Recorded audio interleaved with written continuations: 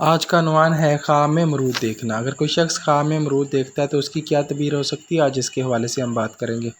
حضرت ابن سیرین رحمۃ اللہ علیہ نے فرمایا ہے کہ امرود کا اپنے وقت پر کھانا کہ سنت اور شیریں ہے تو دلیل ہے کہ مال حلال پائے گا، اور اگر امرود زرد ہے تو بیمار ہوگا۔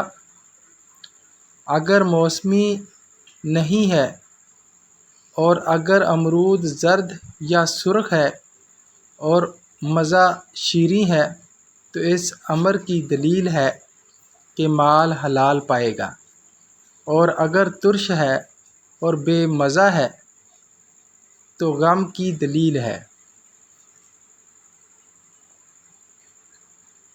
مزید اس خواب کے بارے میں ہم آپ کو بتاتے ہیں۔ حضرت کرمانی رحمۃ اللہ علیہ نے فرمایا ہے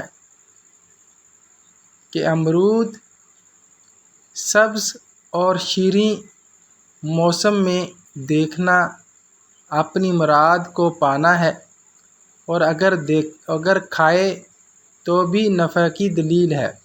حضرت جعفر صادق رضی اللہ تعالیٰ عنہ نے فرمایا ہے کہ خواب میں امرود کا کھانا 5 وجہ پر ہے: اول مال حلال، دوم توانگری، سوم عورت، چہارم مراد کا پانا، پنجم نفع۔ اور اگر دیکھے کہ بادشاہ امرود کھاتا ہے تو دلیل ہے کہ جس قدر کھایا ہے اس کے مطابق کسی بزرگ مرد سے نفع پائے گا۔